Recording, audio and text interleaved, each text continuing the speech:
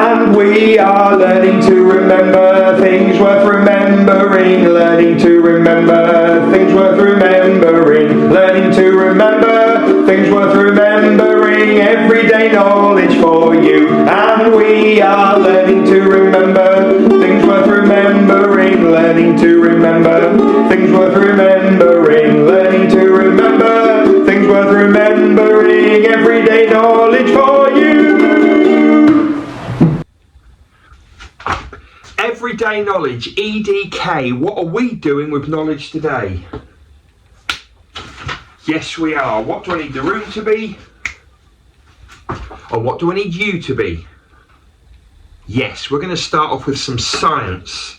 Here we have the solar system, or part of it. Here we go. Trying to get the shiny bit off of there. Oh, it's never great, is it? I need to rethink this. Oh, that's probably about right. There's our solar system. Right, first of all, can you tell me which planet is furthest from the sun? Neptune, that's right. What about the next one in? Uranus. What about the planet nearest the sun here? Mercury. What about the next one in? Venus. Then we've got Earth. Which one comes after Earth? Mars, that's right. Next we have Jupiter, and then we got the rings of Saturn, that's right. Massive star. This one here, what's it called? The Sun. Well done. Very good work. Let's have a quick carrying on with science.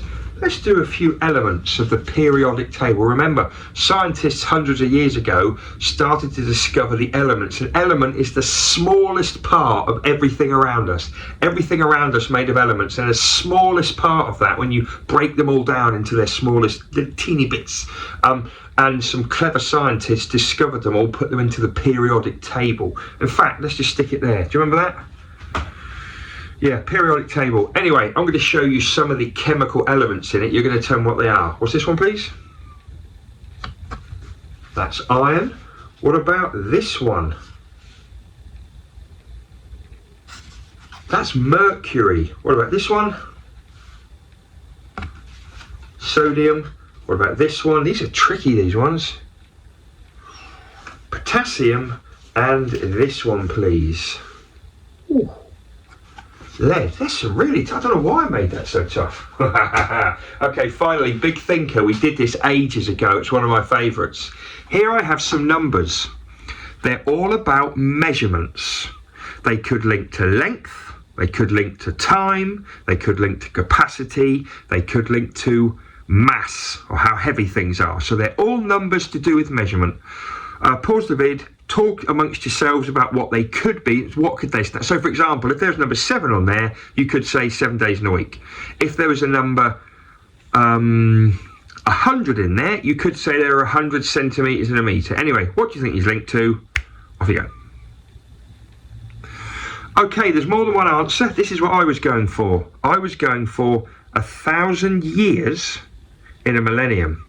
Well done if you got it. This one was 1,000 millilitres in a litre. Yeah, well done if you got it.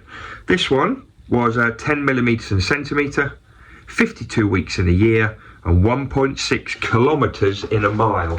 Well done if you got it. See you next time. And we are learning to remember things worth remembering, learning to remember things worth remembering, learning to remember things worth remembering, everyday knowledge for you. And we are learning to remember things worth remembering, learning to remember things worth remembering.